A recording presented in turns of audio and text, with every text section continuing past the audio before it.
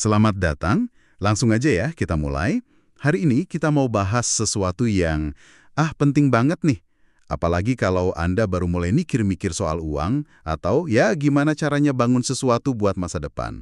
Kita bakal bedah soal bedanya investasi sama spekulasi.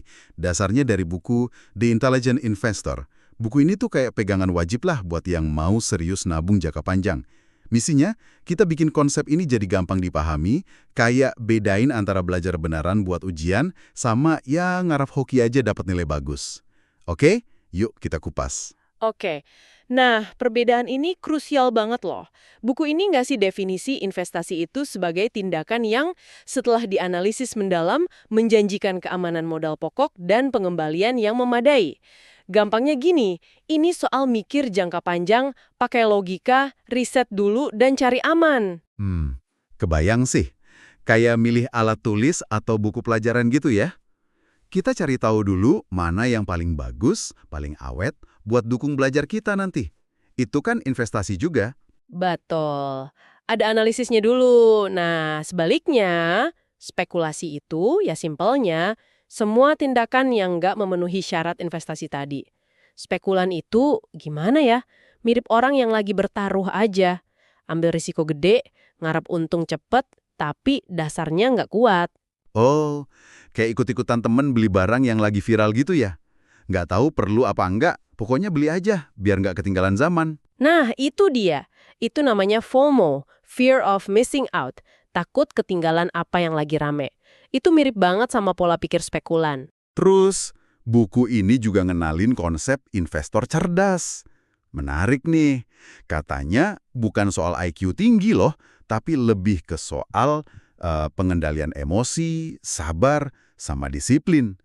Mereka ini mikir sendiri, nggak gampang kebawa arus, nggak gampang panik, atau terlalu seneng pas pasar lagi naik. Analisis dulu, baru gerak.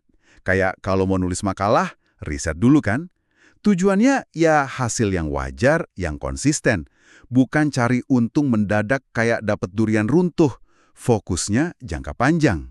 Beda banget sama spekulan. Mereka ini seringnya gerak berdasarkan feeling atau ikut-ikutan hype aja. Dengar info panas dikit, langsung ikut. Impulsif banget, pengennya cepet untung. Nah, emosi ini yang bahaya. Sering bikin mereka beli pas harga udah di puncak. Ya karena FOMO tadi. Terus jualnya pas harga anjlok karena panik gitu. Persis, lihat angkanya merah dikit langsung panik jual rugi. Fokusnya pendek banget. Ujung-ujungnya, malah seringnya bikin untung brokernya atau platformnya. Biaya transaksi kan jalan terus, bukan buat diri sendiri untungnya. Wah, ini ada cerita yang menarik banget dari bukunya. Agak lucu juga sih. Soal Sir Isaac Newton. Iya, Newton si penemu gravitasi itu. Ternyata dia pernah rugi gede banget gara-gara ikut spekulasi saham zaman dulu. Namanya South Sea Company. Dia sampai bilang gini, saya bisa hitung pergerakan benda langit, tapi nggak bisa prediksi kegilaan orang banyak. Nah, itu dalam banget maknanya. Iya kan? Ini nunjukin kalau di pasar modal, atau ya di investasi, kecerdasan itu bukan cuma soal angka, tapi soal temperamen. Soal bisa tenang apa enggak. Betul, mentalnya kuat apa enggak? Ada lagi contoh, tahun 1998. Saham namanya Temco Services, kodenya TMCO. Itu harganya naik gila-gilaan. Usut punya usut, ternyata orang salah kira itu Ticketmaster, yang kodenya TMCS. Wah, parah itu. Iya, bukti nyata kalau orang sering beli aja tanpa riset, tanpa cek ulang. Asal rame, ikut. Makanya, buku ini juga ngingetin hati-hati sama ramalan pakar. Jangan terlalu percaya. Dan jangan juga nganggep sejarah pasti bakal keulang sama persis. Pasar itu dinamis, selalu berubah, nggak ada jaminan pasti untung. Terus ada tipe investor juga ya disebutin? Iya, ada dua tipe utama. Pertama, investor defensif. Ini yang cari aman. Portofolionya disebar, diversifikasi. Mirip kayak kamu punya jadwal belajar yang stabil buat semua pelajaran inti. Oke, main aman ya? Iya. Kedua, investor enterprising. Nah, kalau ini lebih aktif. Mereka coba cari hasil yang lebih tinggi dari pasar rata-rata. Tapi ya ini butuh usaha lebih, riset lebih dalam, dan hati-hati biar nggak malah jadi lebih buruk hasilnya. Ibaratnya kayak kamu ngambil mata pelajaran pilihan yang lebih susah, tapi potensi nilainya bagus. Oh, oke. Lebih berani ambil risiko, tapi tetap pakai analisis ya? Betul. Kunci sukses buat dua-duanya itu sama, tetap disiplin, analisis, dan mikir sendiri, nggak ikut-ikutan. Jadi, kesimpulannya apa nih buat kita semua? Khususnya buat yang masih ya di bangku sekolah atau baru mulai mikirin masa depan. Intinya gini ya, investasi itu butuh rencana, analisis, mikir jangka panjang, mau itu buat nabung, buat kuliah nanti, atau apapun tujuannya. Kalau spekulasi, itu lebih kayak untung-untungan, kebawa emosi, fokusnya pendek, dan risikonya tinggi banget. Paham bedanya ini penting banget. Nggak cuma soal duit, tapi bisa bantu kita ambil keputusan di banyak hal lain. Milih prioritas belajar misalnya. Bener banget. Dan ini mungkin jadi bahan renungan nih buat Anda yang dengerin. Coba deh pikirin lagi, di area hidup Anda sekarang, entah itu cara belajar, milih kegiatan, atau ngerencanain sesuatu buat nanti, kapan sih Anda lebih sering bertindak kayak investor, yang pakai rencana, mikir dulu, dan kapan Anda lebih kayak spekulan, yang impulsif, ikut-ikutan aja, atau ngandelin kayaknya atau feeling? Pertanyaan bagus tuh. Apa sih yang biasanya dorong pilihan itu? Dan kira-kira gimana pemahaman soal beda investor versus spekulan ini bisa bantu Anda buat ambil keputusan yang lebih bijak ke depannya? Ya, itu mungkin sesuatu buat dipikirin lebih lanjut ya. Selamat datang kembali. Oke, kali ini kita mau coba bongkar ya, bab 2 dari buku yang legendaris banget, The Intelligent Investor, karya Benjamin Graham. Kita fokus ke soal investor dan ya musuh bebuyutannya, inflasi. Betul. Sumber kita ya jelas kutipan sama analisis dari bab itu sendiri.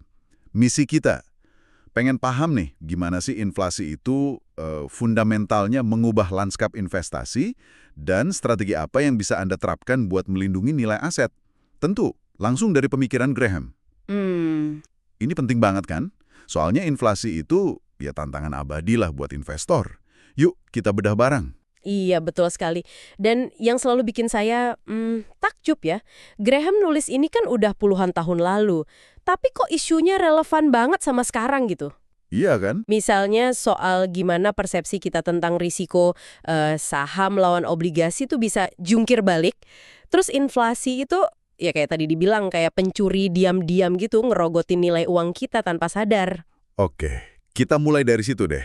Persepsi risiko yang jungkir balik itu. Dulu kan, ya pasca depresi besar tahun 1929 sampai 32 itu, orang trauma sama saham. Dianggapnya spekulatif banget, kayak judi. Iya, kapok. Nah, obligasi itu baru dianggap aman. Tapi pas akhir 60-an, awal 70-an, wah, situasinya kebalik total. Saham lagi naik gila-gilaan, orang jadi mikir saham itu investasi pasti untung. Jadi optimis banget ya. Nah, di sini Graham ngasih peringatan keras. Jangan pernah anggap satu jenis aset itu pasti lebih bagus selamanya. Pasar itu dinamis banget. Persis. Kondisi pasar itu selalu berubah. Dan ini nyambung ke inti masalah yang dibahas Graham ya, si inflasi itu tadi. Gampangnya gini, inflasi itu bikin daya beli uang Anda itu turun. 100.000 hari ini, ya nggak akan sama nilainya sama 100.000 beberapa tahun lagi. Buat Anda yang mungkin pendapatannya tetap, atau pegang obligasi jangka panjang, nah ini pukulan berat. Nilai realnya terus turun kan? Waduh. Kalau pemegang saham, mungkin, catat ya, mungkin lebih terlindungi kalau dividen sama harga sahamnya ikut naik.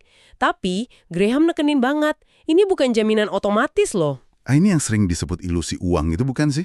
Kita ngerasa untung karena angkanya nambah, tapi kalau dihitung sama inflasi, malah bisa jadi rugi ya secara real. Tepat sekali. Fokus ke angka di layar aja, itu bisa nipu. Dan penting juga diingat, inflasi itu bukan barang baru. Graham nunjukin data historis di AS, contohnya periode 1915-1920, itu biaya hidup naik 2 kali lipat. Wow, 2 kali lipat ya? Iya, saran praktis dia waktu itu. Ya udah, masukin aja asumsi inflasi, misalnya 3% setahun gitu, dalam perencanaan keuangan Anda. Angkanya mungkin beda ya hari ini, tapi prinsipnya itu abadi. Inflasi wajib dihitung. Kalau gitu, gimana perbandingan historisnya nih saham sama obligasi buat ngelawan inflasi ini menurut Graham? Banyak kan yang bilang saham itu jawaban paling oke. Nah, ini dia. Di sini Graham hati-hati banget. Memang kalau kita lihat data jangka panjang kayak indeks Dow Jones dari 1915 sampai 1970, saham itu kelihatan unggul signifikan dibanding obligasi. Hasilnya sekitar 8% per tahun. Lumayan tuh, 8%. Lumayan banget. Tapi Graham ngingetin, nggak ada jaminan sejarah bakal keulang persis. Apalagi jangka pendek, pasar bisa liar banget. Dan yang lebih menarik lagi, analisis dia nunjukin kalau korelasi antara inflasi sama laba perusahaan itu nggak konsisten. Oh gitu ya? Iya, jadi inflasi tinggi itu nggak otomatis bikin laba perusahaan juga tinggi. Malah bisa kegerus. Contohnya karena biaya utang naik. Kayak yang dia catat terjadi antara tahun 1950 sampai 1970. Jadi nggak sesimpel itu ya hubungannya. Terus, selain saham dan obligasi, gimana soal alternatif lain? Yang klasik kayak emas atau real estate gitu. Atau mungkin ada instrumen yang lebih modern sekarang? Emas sama real estate itu sering disebut sebagai pelindung nilai tradisional ya. Tapi Graham nyatet kalau rekam jejak emas buat jaga daya beli itu ya macam-macam, nggak selalu konsisten. Oh, nggak selalu ya? Nggak selalu. Real estate punya kelebihan aset fisik, jelas, tapi risikonya juga spesifik, soal lokasi lah, likuiditasnya gimana, biaya perawatannya lagi. Sumber kita juga nyebut instrumen yang lebih modern, yang jelas belum ada di zaman Graham, kayak REITs. REITs itu yang kayak investasi properti rame-rame lewat bursa gitu kan ya? Betul. Atau TIPS, itu obligasi pemerintah AS yang nilai pokoknya dirancang buat ikut naik kalau ada inflasi. Tentu, ya semua ada plus minusnya sendiri-sendiri. Oke. Jadi kalau ngelihat semua perbandingan ini, data historis, rasanya kok tetap banyak nggak pastinya ya? Terus, apa dong sebenarnya strategi inti yang Graham tawarin di tengah semua ini? Nah, itu dia pertanyaan kuncinya. Inti pemikiran Graham itu bukan nyoba nebak mana yang bakal jadi juara mutlak, tapi lebih ke soal keseimbangan. Keseimbangan. Iya. Mengingat ketidakpastian inflasi sama pasar, strategi portofolio yang seimbang antara saham dan obligasi itu pendekatan yang paling bijak menurut dia. Bahkan buat investor defensif yang cari aman banget nih, Graham negesin pentingnya tetap punya porsi saham. Buat apa? Ya buat benteng lawan erosi inflasi jangka panjang itu. Intinya, jangan taruh semua telur di satu keranjang. Masuk akal. Ada lagi nggak wawasan penting dari bab 2 ini?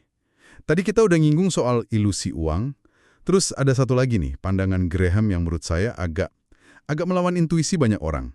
Soal penurunan pasar. Bukannya kalau pasar turun itu risiko makin tinggi ya? Justru kebalikannya menurut Graham. Wah ini menarik, pas harga-harga lagi jatuh, valuasi aset kan jadi lebih masuk akal, lebih murah. Oh iya ya. Nah, buat investor yang disiplin, yang punya dana cadangan, ini justru momen di mana risiko investasi itu berkurang. Kenapa? Karena potensi untung dari harga yang lagi murah itu jadi lebih gede. Tentu ini butuh mental kuat ya, sama perspektif jangka panjang.